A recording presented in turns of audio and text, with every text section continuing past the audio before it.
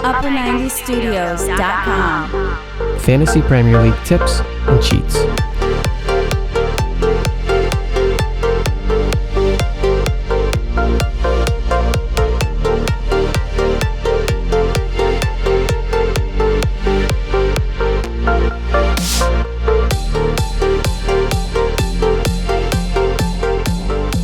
Welcome back to another FPL video where today we reveal our first draft team for 2017 and 18. We'll show you why a strong team core delivers big points with minimal effort, how to select a winning first draft team by instinct. You'll see the step-by-step process live and the reasoning behind our picks. Plus, how to use a proven start of the season strategy to build an early lead. All the top FPL tips to give you competitive advantage. Let's begin by logging into FPL. This is the team, auto pick, auto selected by FPL. Nolito's not going to work so well since he's off to Spain. Check out our game week history, gives you a little bit of a look into our previous finishes. 2006-07 is when we first started, but we joined toward the end of that season. That's why we have that finish. 2007-08 was our first full season, finished 20,000th overall out of about 3 million players at that time. You can see all our other finishes here. 2012-13, we stopped playing for about 2 months, and it's not our proudest moment, hence that finish. 2014-15, we finished 13,000th overall. That's our best ever finish. And last season, we finished in 120th overall, 120,000th overall, which we actually consider our worst ever finish since we actually tried. And there are no excuses, but there is a lot of room for improvement this year. So, every season, we join FPL as soon as it launches, click the auto pick button, then we leave it alone. We only check it around August because so much can change with the summer transfers. Look at Coutinho and Sanchez, all these rumors. Let's talk a little bit about the importance of having a strong team core. The first thing we do is we set aside the goalkeepers and the bench. We'll come back to them a little bit later. What we're going to do is we're going to start with a mix of key defenders, midfielders, and forwards, the core of the team. It's crucial to have a strong core of players because they deliver a consistent baseline score every single game week. Everything else from the rest of the squad is like a bonus that takes you over your competitors. So we have the core of the team, and then we fill it in with the rest. Depending on the position, we're aiming at about 2 to 3 core players per position. We start at the back, and this process should be pretty quick. It either feels strong or it doesn't. It's a gut decision, you have to feel it, but it's also based on other factors, like end of season form, whether the player is a fast or slow starter, are they injury prone? Of course, price and fixtures, those are huge factors.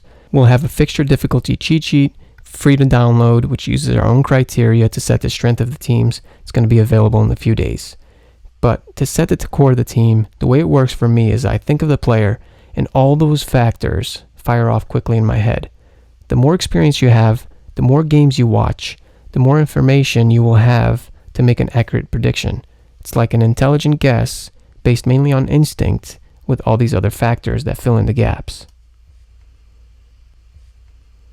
First thing we're doing is we're removing all the players.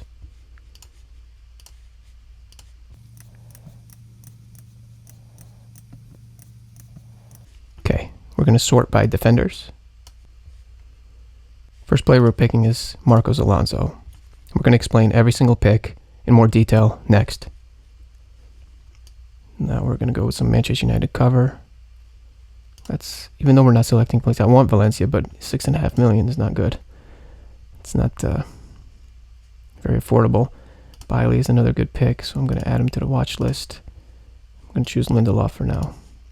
We'll be adding some players to the watch list as we pick them live. Skip the goalkeepers, by the way. Don't really care about them at the moment. Next, defenders. What else should we pick? Trippier is good. I'm going to go with affordable choice so we can free up some funds for the rest of the team. Bertrand. Cedric was a good pick last year. Not sure he's the best with injuries. I'm going to go with Yoshida for now.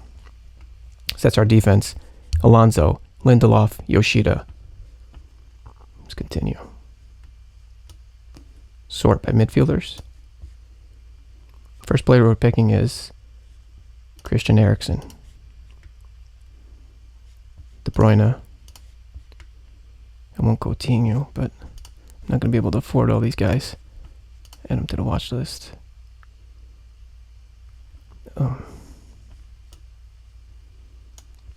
Chelsea cover. Hazard is injured.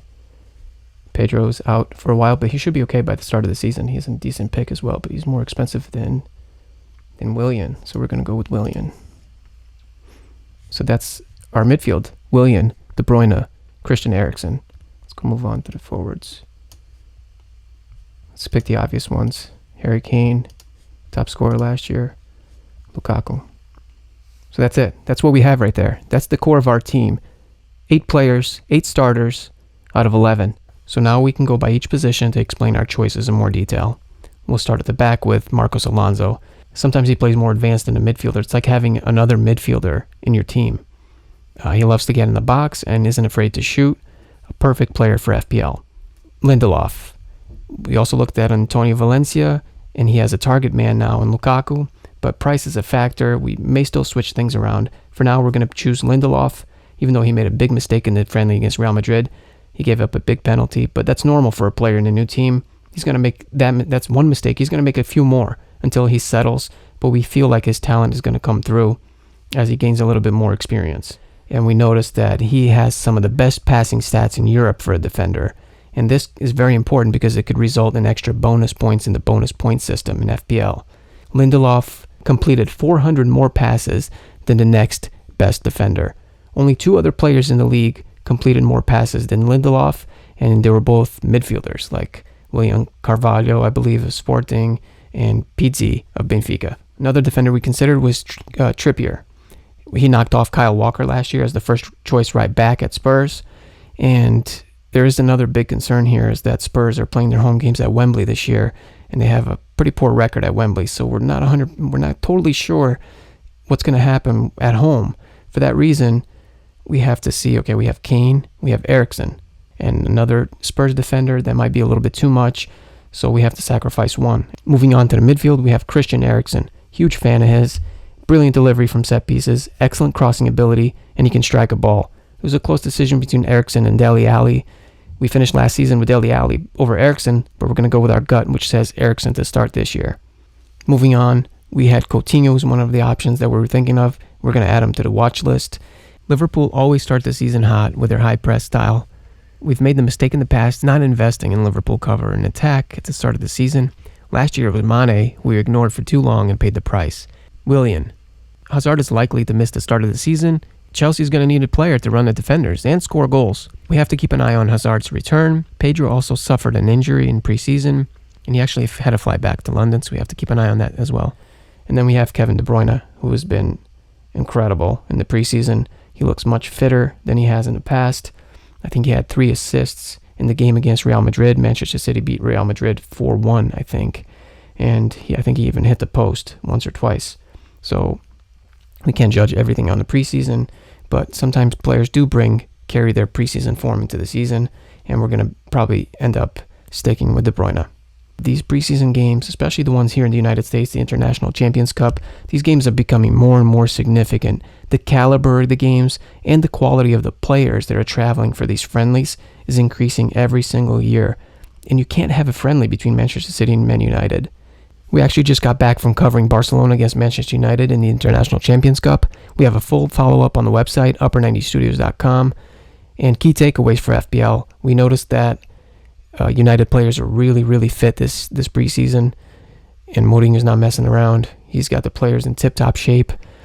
2 years ago, we noticed some issues with Chelsea under Mourinho, and Diego Costa, Hazard, and some other players were completely out of shape. We noted that on the blog, and we also took into account that it was just a friendly, of course. But that year, Chelsea took their preseason form into the league, and we all know what happened. Moving on to our forwards, Harry Kane, top scorer last season. When they're on, Spurs look like they can score for fun. They're one of the most exciting teams to watch now. I can remember, I think it was Manchester City. They just completely dominated them for 90 minutes.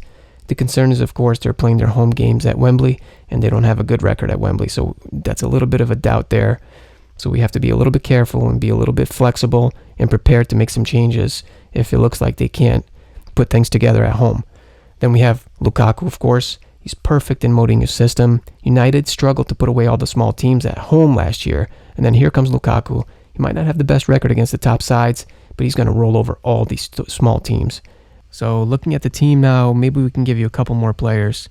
In the midfield, we have Loftus-Cheek, another affordable choice. ROMELU is a bargain in midfield at just 4.5 million. He's great at picking up bonus points for his passing stats. Not the best with discipline and yellow cards, so we have to keep an eye on that. Mkhitaryan, Mourinho's moving him more inside, more into that number 10 role. He's setting up players, he's scoring some goals, so he's one to keep an eye on as well.